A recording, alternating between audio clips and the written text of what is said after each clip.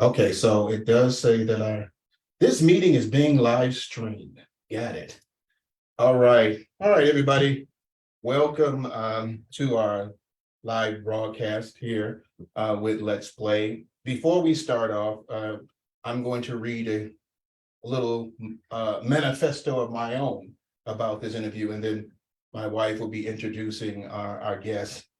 Let's Play Theatrical Review goal has always been to highlight the outstanding performances of people of color and showcase the hidden gems of Chicagoland theater. In addition, we pride ourselves of reaching out to an untapped audience by being critics that provide an honest opinion that will generate an exhilarating excitement for live theater and increase the population of African Americans attending theatrical productions. Our interview with Tracy Bonner is about giving a voice to the individual that seeks to discuss issues that affect them physically, emotionally, and mentally. We do not intend to discredit, place blame, or criticize any institution, group, corporation, or individual. On the contrary, we welcome anyone to contact us that wants to share their voice. Our goal is not to verify or vilify anyone, but to listen and to see if we can develop a resolution that benefits all parties involved. Although we will not restrict any communication, open communication in this interview, we ask that any injustice, bias, shame blaming be replaced with fairness and shared sentiments of an unbiased truth, eliminating the isolated and unheard voices from feeling the sting of injustice. The next voice you will hear is from my lovely wife, Brenda, who will be discussing who we're interviewing tonight. Okay, thank you, babe, for all of that. Now, tonight, we had our own little heavy hitter on here, Miss Tracy Bonner. She is an entertainer and an actor. You've seen her probably on so many shows, on television shows. She graced the stages all around our country. So I'm welcoming this beautiful young lady by the name of Tracy Bonner to come on our show and tell us what's going on. So welcome, darling. Thank you so much for having me. I'm honored that you reached out to me to do this. Well, It's time. Yeah, we're honored as well. So Tracy, we're going to get right to it. We know just recently, for those who may not know, we know that recently you shared a manifesto on Facebook. So what I want to do to start this off is just tell us about what your feelings were to cause you to get to the point where you felt the need to provide this information out to the airwaves. Thank you. For those of you who don't know, I just recently wrapped a play called Tony Stone at the Goodman Theater. And I felt the need to write my manifesto about my experience because I had been away from theater for 7 years. I'd been away from Chicago for 10. And so me saying yes to this play was a bit of a homecoming of sorts for me, to come back to my hometown, my artistic home. But I think during the pandemic, what happened was there was a movement, BIPOC, We See You, White American Theater movement. And in that movement, I was a part of many think tanks, panels. I attended a lot of Zoom meetings with theaters and artists all over the city of Atlanta and some in other cities, and just listening to the Black and brown artists that had experienced a lot of injustice, inequities. And, you know, with me being away from it for so long and coming back to it after being a part of these conversations, even marching, we're marching the streets to get our voices heard. There was a push to make some changes in theaters across the country. You began to see Black and brown women and men leading artistic institutions that historically had white artistic directors. And so we began to think, oh, there's some change happening. But unfortunately, putting a Black or brown face at the forefront of the institution doesn't change the gut, the root, the culture of that institution. And so I won't say forced, I was led to write this manifesto because I realized after what I experienced, there was a lot of work that needed to still be done. I think oftentimes we do these marches and we have these movements and we see a little bit of change and we kind of take our eyes off the ball. And there's no checks and balances put in place. There's no evaluations done to ensure that they are still applying what they said they were going to change in the institution. And so that's what drove me to write this manifesto. I'm sorry. I'm over here trying to get people to join in here. So, darling, because it's all about getting the feedback and everything. Now, question for you with this is, do you see this as making you more, do you see this as making more of the issues that you just talked about, or is this kind of coming to a solution for you? You're bringing something to the table to get something resolved. Yeah, for me, it's about resolving the matter or coming up with some solutions. I have some thoughts on how we can bring about more change on the inside of these institutions. But it's bigger than me because I've kind of resigned myself from doing theater. But I have a lot of peers who have not, who do this every day. This is a part of their everyday lives.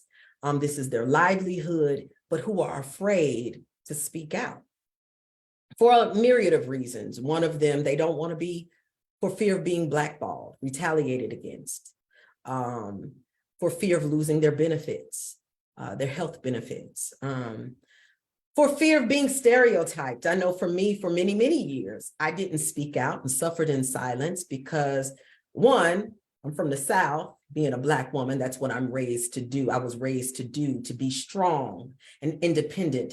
And you don't show weakness, you don't cry, you do that inside the home. So it's a lot of reasons we don't, my peers haven't voiced it, but I felt like I was in a different position because I don't live in a city now where I'm dependent upon the stakeholders of theater.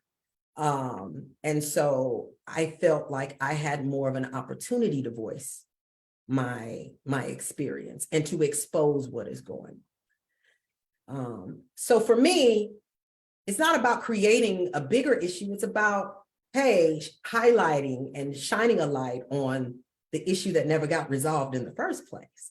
Just got a little Band-Aid put on, you know? So that's what my speaking out was for. It's for my friends who do this for a living and really, really work hard, and they're good and talented and lovely people, but just don't want to activate their voice because they don't want to shake the table. They're afraid to shake the table.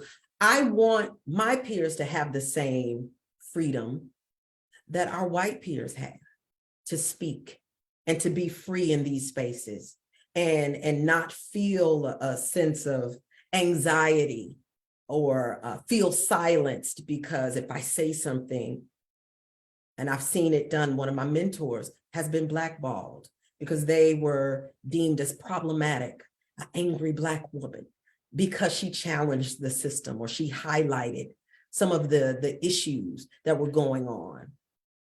I don't want that for them, you know, so that's why.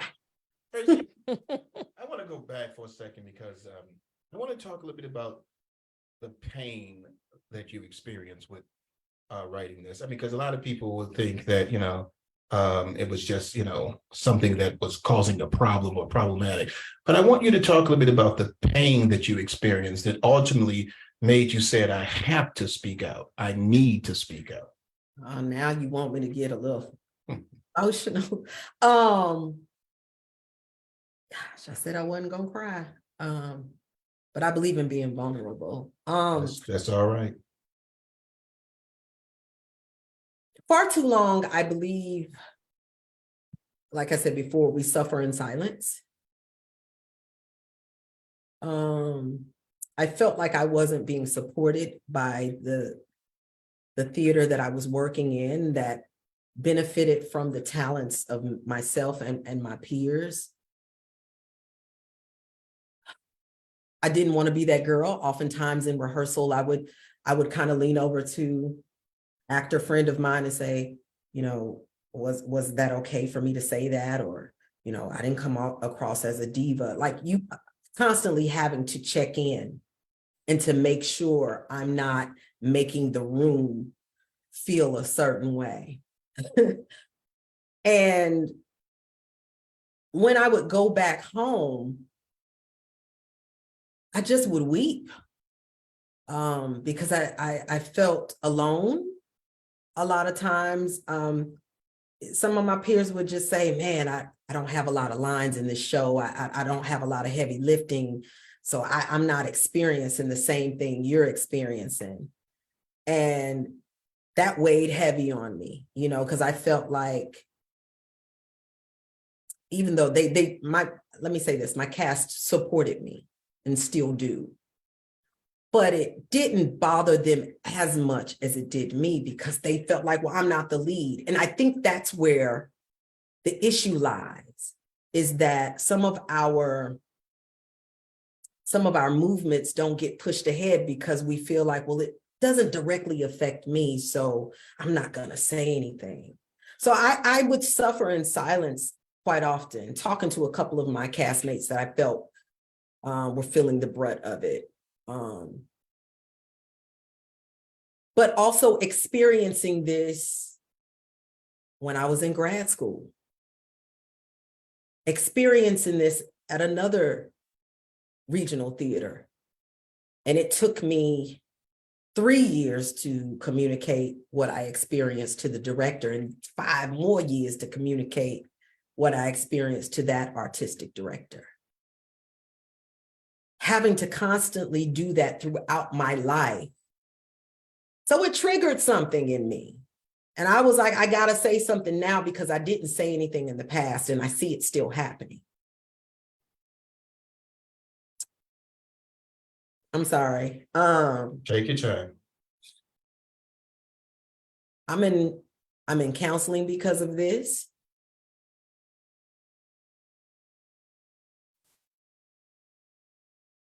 Part of the reason I'm in counseling is because of some past traumas that it did trigger. But the other reason I'm in counseling is because I thought I'd done the work on myself, and I realized I still got some work to do. And feeling guilty because I don't feel like I activated my voice soon enough, like I should have. So yeah, that's the pain that I'm feeling. I can speak more specifically about what caused the pain through the process, but. Yeah, I understand. You know, I think that people need to see the pain and understand that standing alone sometimes is very difficult. But having a voice, having that voice that stands alone but speaks for thousands is important. When you decided to do this, of course, there's going to be people that think that what you've done was maybe unprofessional and another tactic should have been done. Can you speak a little bit about what did you do and what steps that you took to talk to those involved before you wrote the manifesto? Yeah, there are protocols in theater that you have to take. One of the biggest protocol is to address your stage manager of any issues you may be having, whether it's with the cast or with the company, whatever. I did that. Things continued to happen. I talked to my equity deputy, had my equity deputy have a meeting with the stage manager. Things continued to happen. Did I go to my director At a certain point, I did talk to my director, but they told me that they felt like they were overwhelmed. They were catching grief from this place, that place, this place, and they felt overwhelmed. And I'm like, well, I don't have this person as an ally in this moment because they're going through something. I didn't want to engage the playwright because at one point they told me that they felt silence. So I'm like, shoot, I don't know how to address this person. And then we had a company meeting. I thought that I addressed my concerns there. And still, after that, it was what felt like military silence. We would see staff members and they would go the other way. No one would check in on us. And for me, that is a big issue because we as actors are already dealing with so much stress, anxiety, learning, trying to get off book, living our daily lives on top of working on this show, on whatever show we're on. And to feel like you don't have the support of the organization, you know, you're like, are they talking about you behind the scenes? Are they telling other people about this person is a problem? So it's so many things. It's a lot. I hear you. I hear you. So I felt like I did go through the proper channels. And me writing the manifesto, I didn't feel was unprofessional. We've had several artists in the past talk about their experiences. And so for those who feel like this was unprofessional, my challenge to them would be, you advocate then. You become advocates. If you see that you think this is unprofessional or it could have been handled a different way, you do it. Because we've been advocating behind closed doors. We've been on panel discussions. We've been marching. We have been protesting, and we have been having conversations about this with the powers that be, and changes have been super slow. So I say to them who may deem this unprofessional, you do it. Show us how it's done. Because we've been doing it this way for forever, you know? So I don't know. I don't know. I felt like I was diplomatic. I didn't feel like I was disrespectful. I did feel like I shared my truth. And that's what should be encouraged. Share with respect, you know? And I don't think anything's wrong with fighting for equality in a workplace. I don't see anything wrong with highlighting when there's systemic racism going on inside of institutions. So yeah. Tracy, what is the one thing after the manifesto, after this interview with us, that you will want to happen urgently? A change. We know all of this is going to take time, but urgently, what would be one thing that you would want to happen? Let me see. I wrote some things down. Okay, girl. Some solutions. All right. You know, I think for me, one thing that could happen is when things like this happen, the artistic leadership should step in and show their face, listen to the artists, listen to what they have to say, allow us an opportunity to have a voice, to build a relationship with these artistic leaders, because oftentimes artistic leaders are on the outside. They give autonomy to the directors and to that room. But for me, my biggest issue was that I know you know what's going on inside of a place that you are the leader. And I needed to see that they supported us. It felt like there was a side that was chosen as opposed to being neutral. So I encourage neutrality in these institutions. But also having a postmortem with, if you can't get all of us, some cast members, some crew members, having a postmortem where we can talk about our experience and validate one another. Talking to one person by themselves, it kind of feels like, well, I can talk to Tracy Bonner. She can give me her experience, but we don't really have to do too much because there was no one else in the room to really validate her experience. Maybe having a rep that comes in and does some check-ins, weekly check-ins with people. This what we do is not easy.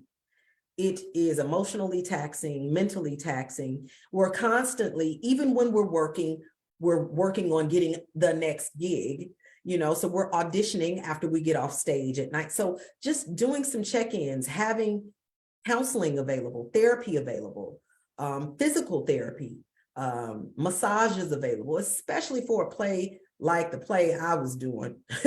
It was physically taxing, mentally taxing. It was emotional. And I gotta say this, like most of the time when we do Black plays, it involves trauma. It involves racism and race. And it's rare that we get to display joy and universality amongst our stories. That is heavy. We wake up Black and have to go to sleep Black and tell stories about being Black in America. That is heavy. We're talking about a woman who played in the Negro Leagues in the 40s and 50s. She had to deal with racism and sexism. And she did it, and I'm sure in silence. She didn't have a sounding board. All she had was her talent.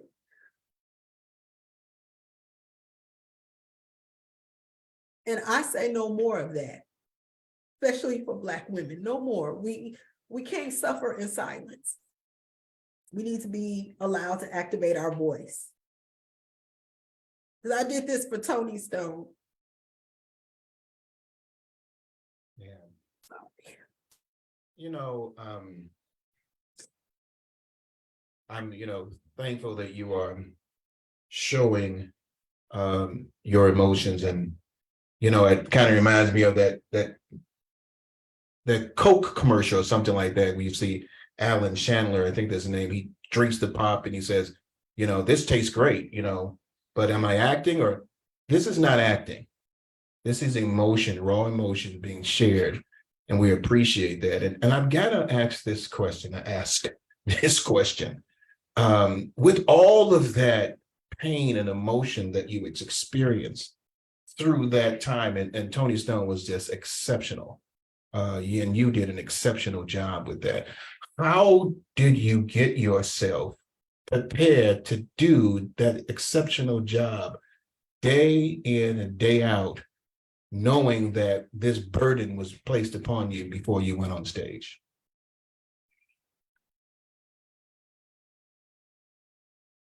Take your time. I got to shout out one person in particular, I know, but Terrence Sims, who was in the cast, from day one came up to me and was like, he played Woody. And he came up to me and was like, I have to hug you every day because what I'm doing in the show is despicable. And I want you to know that you are supported. He was my sounding board every day. But I had an amazing cast. I had an amazing group of Black men who supported me, uplifted me, checked in with me every day.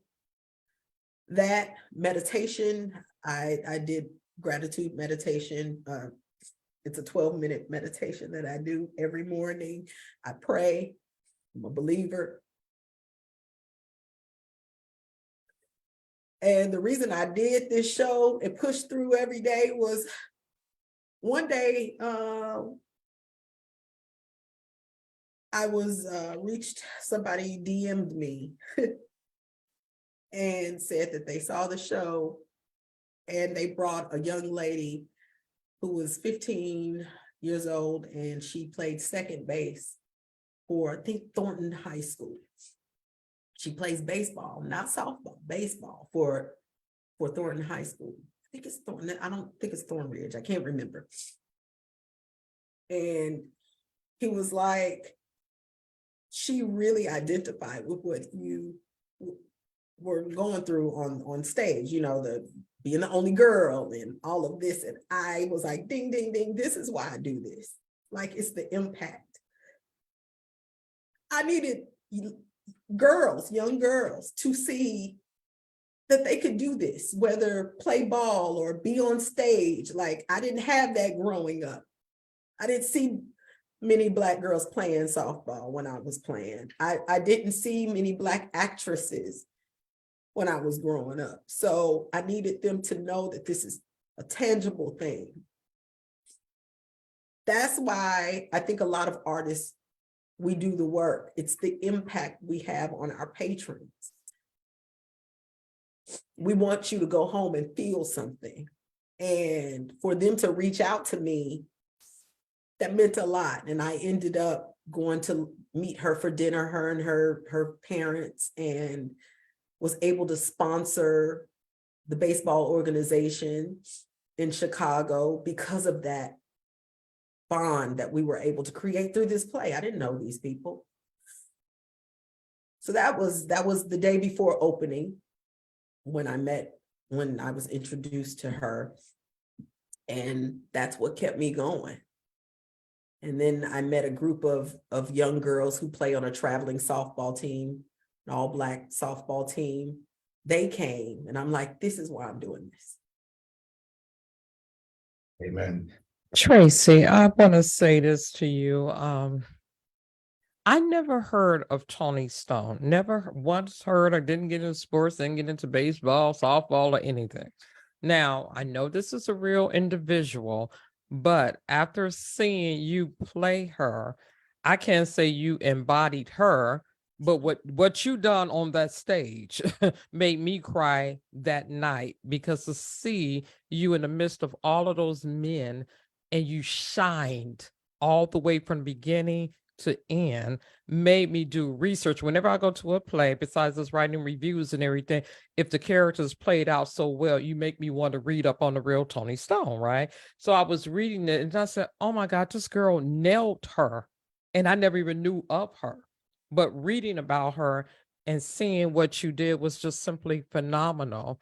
But to know the backstory of what you have to go through each and every day to get yourself inspired, it's hurtful, but I know we want a resolution for this. And I say kudos for you for not silencing your voice to do this. And I hope with this interview, your manifesto, and everything else that lies ahead with you on this journey, that it would be a shift in the culture of what we're doing, because so many African American women go through things, and some of the men do too.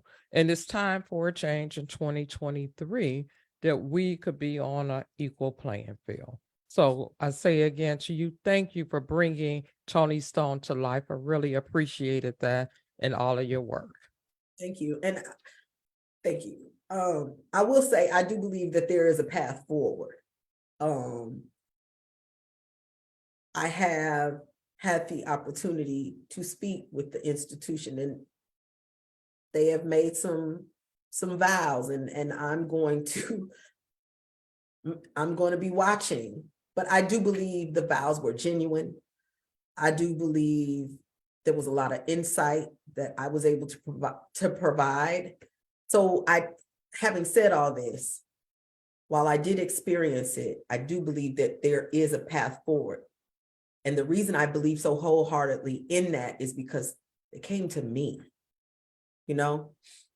And if more people would come to us and talk to us, I think we could really have some real permanent change as opposed to temporary change. Yeah, that's great. So you bring up the conversation you had. From the manifesto to that conversation, how does that make you feel more positive about the direction of theater? as far as being concerned about the viewpoints of all people involved in the production? I'm still concerned. It doesn't take away my concern because that's just one institution amongst many. Mhm. And so until we begin to see a change across the board, you know, but I'm hopeful. I'm hopeful, but we've got to see change across the board. And it starts with their boards. Do your boards reflect your artists? Does your staff reflect your artists? But more importantly, does the culture of your institution reflect all of your artists?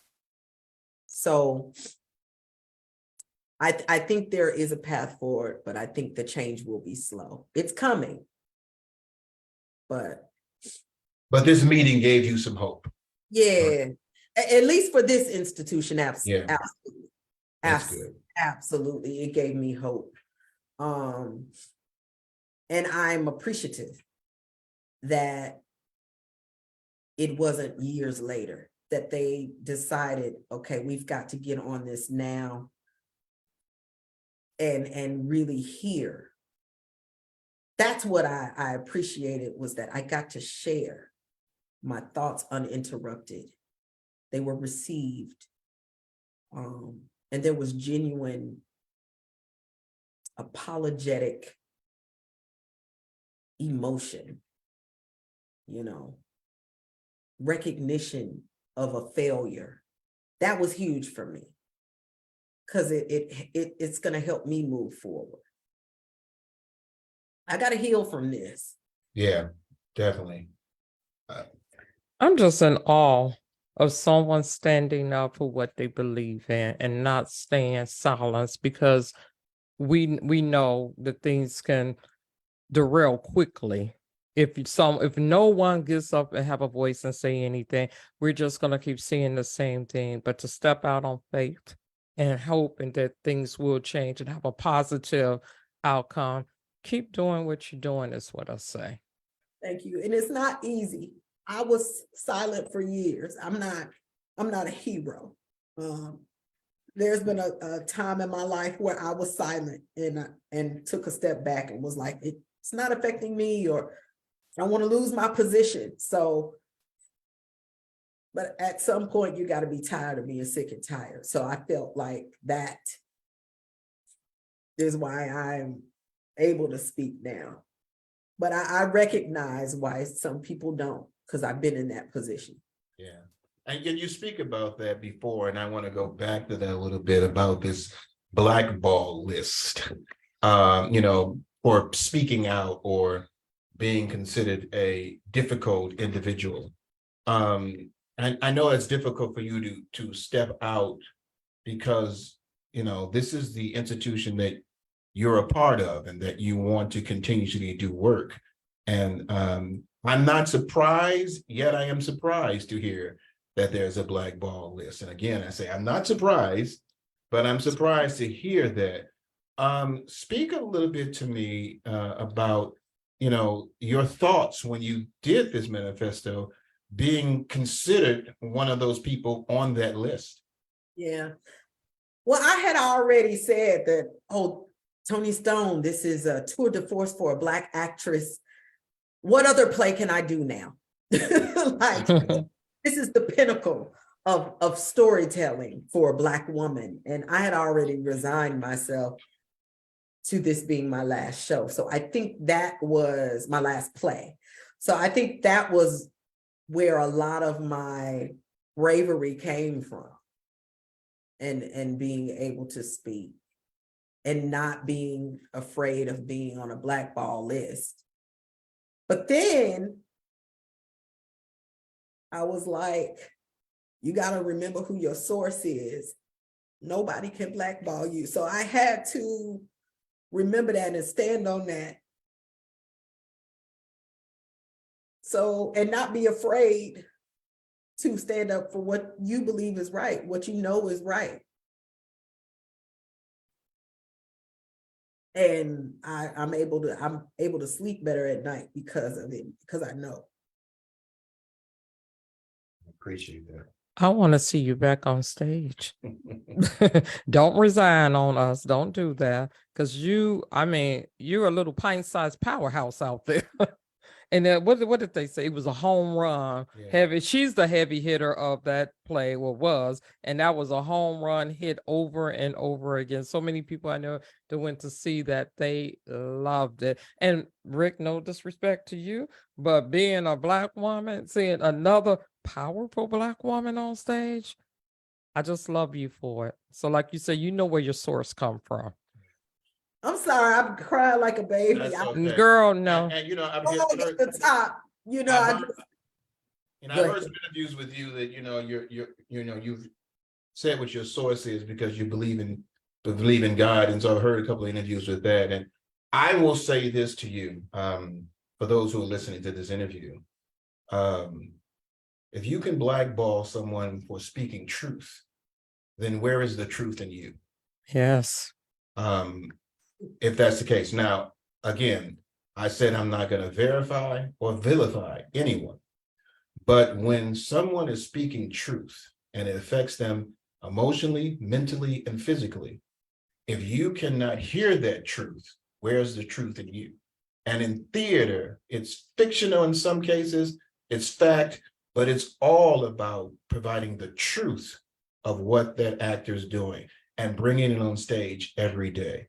And so if you're going to blackball someone because they're speaking the truth, where is the truth in you? Now, I know that we could spend a lot of times on things. I talked a little bit about this, and it's been shared to me a little, and I'm going to go off track a little about some of the things that Black actors need that is not provided for them, like having makeup or hair or things of that nature. Costumes. And I was a little bit shocked that what I've heard, throughout the industry and being here for doing this for like almost 9 years. We've gone to New York, Wisconsin, Indiana, Chicago, and we've talked to a lot of different people about them having to pay their own to be a part of that play. Is that something that happens a lot? Yeah, I know for me, I've always had to go whatever city I'm in and find a hairstylist to help maintain my hair because we're gone for 2.5 months or whatever. So I do believe there needs to be a shift in theater. I'm seeing more of it in TV and film where you see Black people who have experience with Black hair, perms, curly, natural, and who can really do our hair. A lot of times I would have to show up on set, my hair and makeup ready because they don't have the makeup to blend with my skin complexion, or they don't have experience with textured hair. In theater, it's even worse than that. We don't have, a lot of hair and makeup artists who do our hair. At the larger institutions, they might give you a stipend to go get your hair done. But it's not inside of the institution. As far as costumes, most of our costumes, if they're not rented, they're built for us, for our bodies. But yeah, there are not a lot of, if they're rented, a lot of the costumes don't fit our bodies because we're curvy, so a lot of that is still going on. I challenge these institutions to go to these theater schools and conservatories and recruit and bring that next generation of designers into their institutions and train them, give them opportunities because they're out there. There's a list floating around this country about Black designers, sound designers, lighting, costume, hair and makeup. It's a list that we created over a decade ago and then revisited during the BIPOC movement during the pandemic. So we just got to get that list and really vet it and get those people in there. Yeah. Well, again, we appreciate you sharing that. Tell me a little bit about not necessarily what's next for you, but if someone is considering casting you and they've seen this manifesto, and we're going to go to the negative side because people are, always going to try to look at something negative when you're sharing your feelings. And now you're going to a next production. What do you want to say to them, that hiring cast, about who you are and what you can provide for that production? I'll talk a little bit about some of my attributes. I'm hardworking. I have a work ethic that I won't say is unmatched, but that will rival some of the best actors I've been on stage with. I have a lot of passion. I like to think I'm easy to work with, that I'm agreeable. You're going to find a lot of joy. I'm energetic. I just have a lot of talent to bring to the table. I like to think I brighten up a room when I come in. I speak to everybody. I want look, I have my own nonprofit where I give back. I'm a philanthropist. So I am a humanitarian at heart. So I want everyone to feel good and be made to feel good. But I'm genuine.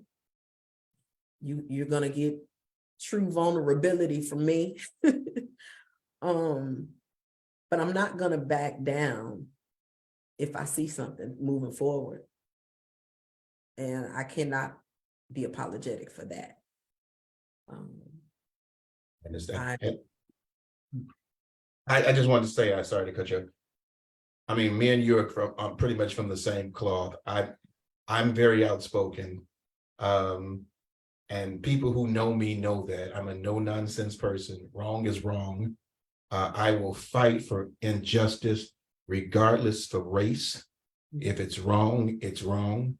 And I appreciate you speaking out on the behalf of what you felt that needed to say it. The question I'll ask you from that is, what do you, let me see if I ask the question the right way. What do you, why did you do that? What do you want to gain from it? And then as you move forward, what do you want to see? Well, why I did it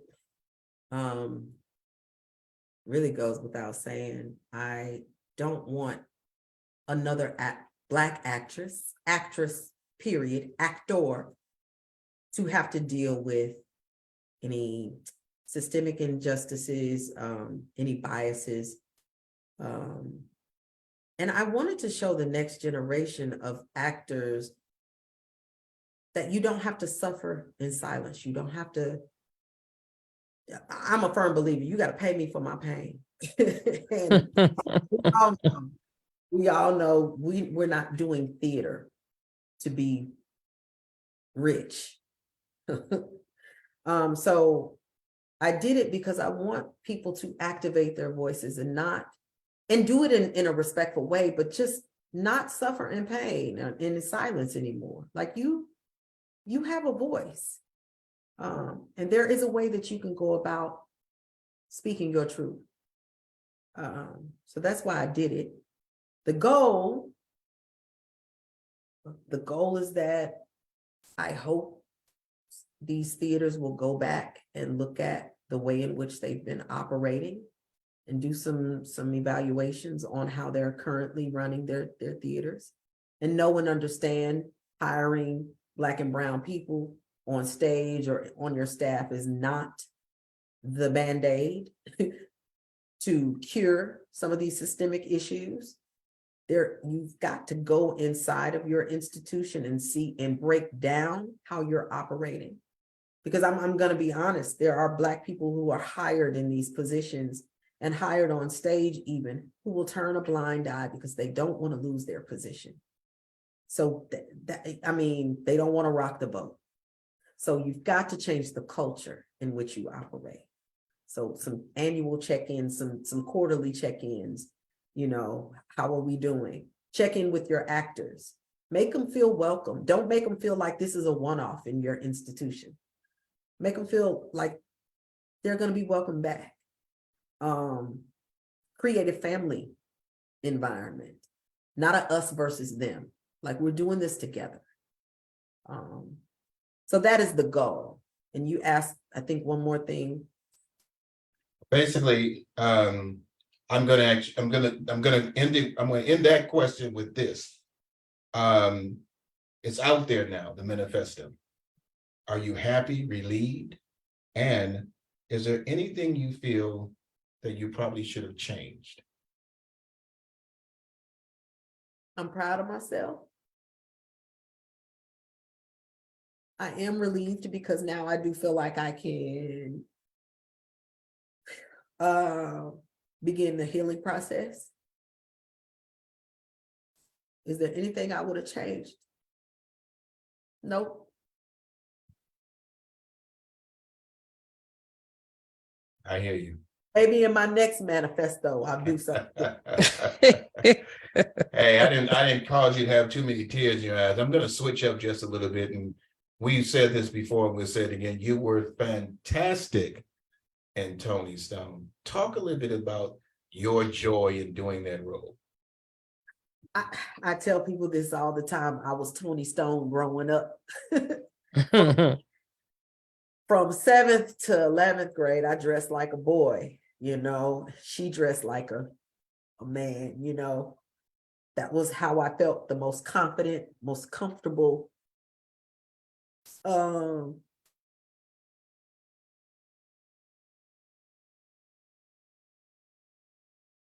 joy was being able to tell this woman's story with truth.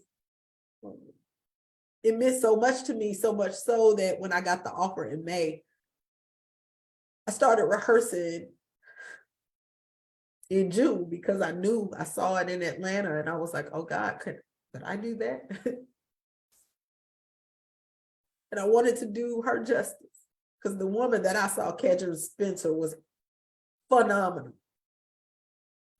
So phenomenal that I wore her hat in the show. I requested to wear her hat because I wanted her spirit to be with me every night. She was that amazing. But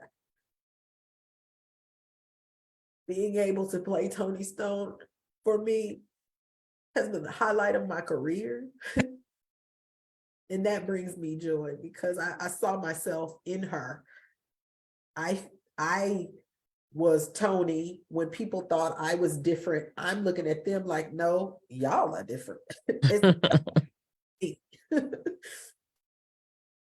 So that's where the joy was finding someone I felt like, and like you know, you said you didn't know about her. I didn't know about her. So I wanted to learn so much about her, the time period. That was joy for me. I think I watched oh God, now I'm losing the film. I watched it every day. How could I forget the name of it? It'll come back to you. Oh God. It's the film with Billy D. Williams and the baseball film. Oh, I know what you're talking about. Oh God, I can't think of the name either. And Richard Pryor. And, Right, yeah, I know who you're talking about. Oh my goodness, I can't think of it right now either. That's now you're gonna drive me nuts trying to think of the name. Somebody's out there that knows. I know what we're talking about. But go ahead. I'm with you. I know.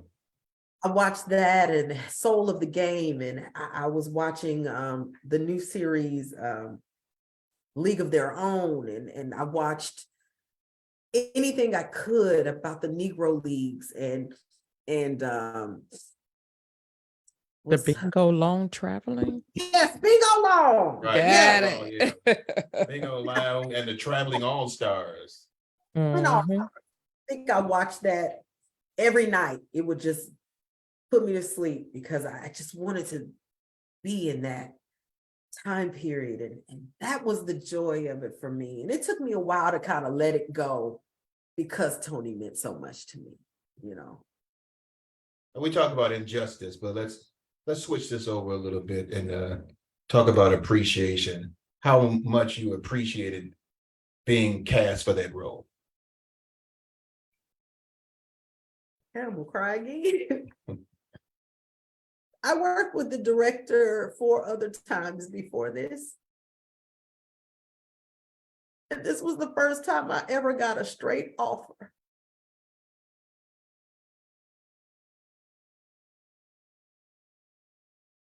No one's ever considered me a lead. And I think for years I was like, I just want someone to see me. So I feel like the director saw me. He knew me. So I am eternally grateful for this opportunity. I wish the process had been better, but I love the director dearly. So I'm appreciative for the opportunity for him to see what I could bring to the table, believing in me. He believed in me more than I think I believed in myself in the process, you know. I had a little anxiety about this because I wanted to, you know, this is my return to theater, my return to Chicago. So I wanted so much to do well. And he just kept saying, I'm not worried about you, you know. For him to see that in me,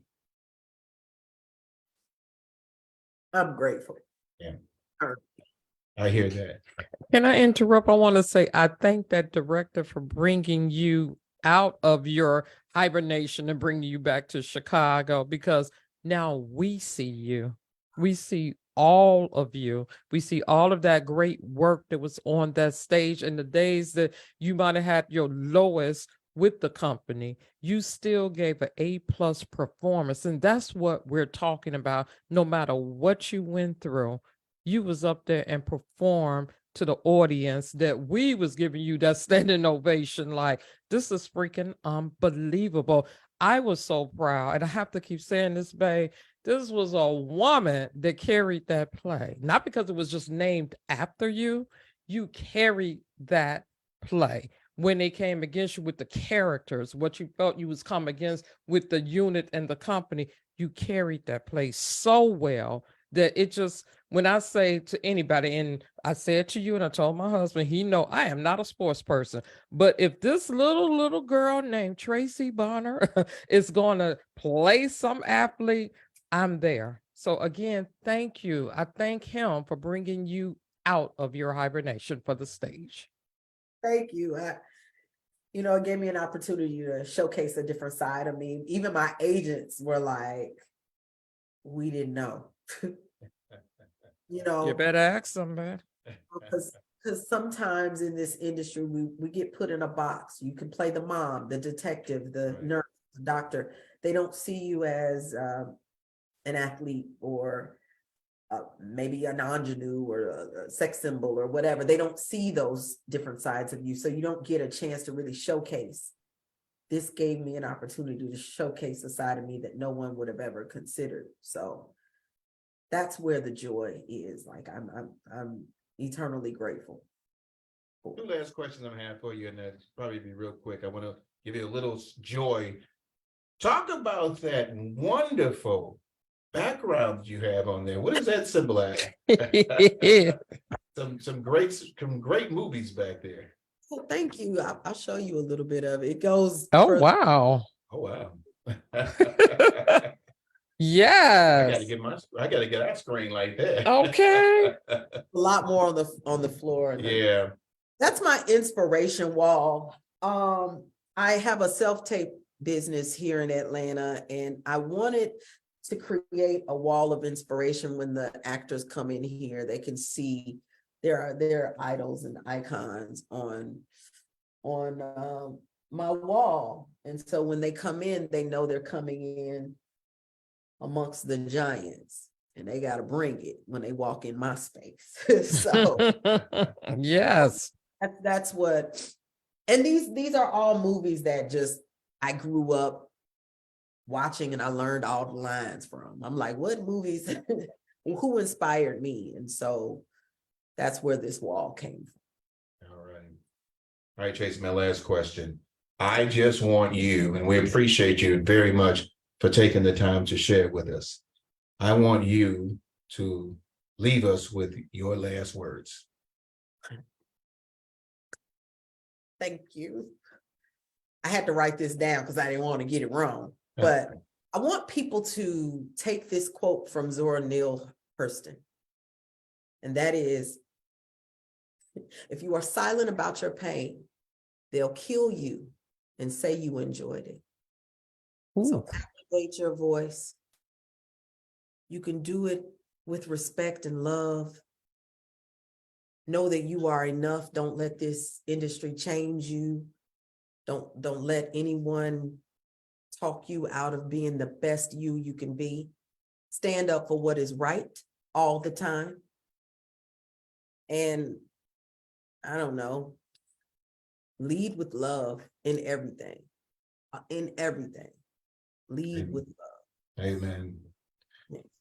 All right, and I'll say this, for theater, one of the greatest things that we get the opportunity to do is see talented people on stage. And it always amazes me how they can remember every word. I could never see myself doing that. So I'm always in awe when I go to theater, seeing this wonderful talent. It has always been our goal for Let's Play Theatrical Review to highlight African Americans in theater, because we know that there's not that many African Americans in the audience.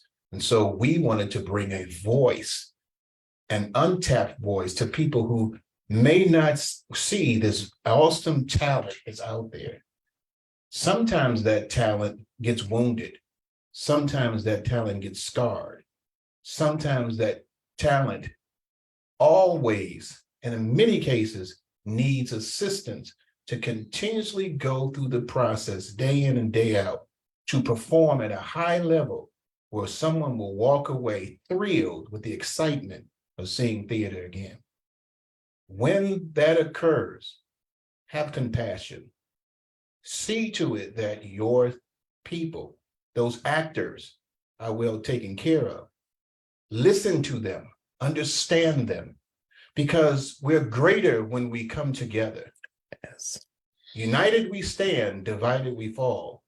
And I'm a biblical man, so I can bring in all kinds of biblical verses, but I'll say this. If you close your eyes and you see someone else other than you standing there, remember that person is human like you, has emotions like you, and needs compassion and your love. And as Tracy said, we need to love each other. Theater provides a love, a joy, drama, suspense, a powerful reminder that we have incredible people doing incredible things, but they have pain too. So listen to that pain, prepare them, love them, see them through it. You'll be amazed how much you will get from that actor when they know that you care about them mentally, as well as the physical thing that they're doing on stage. Tracy, I really appreciate you being here for us, talking to us, sharing your manifesto. And I'm hoping that people get a better viewpoint of who you are and not be biased, not, be pretentious, but see the true feelings of someone who is incredible in what she does and has thrilled us in your role. So thank you for being a part of this interview on Let's Play Theatrical Review. And we will stay in touch with you, dear, for sure. Okay? All right, we'll talk to you Thank later. you. Bye-bye. Bye-bye.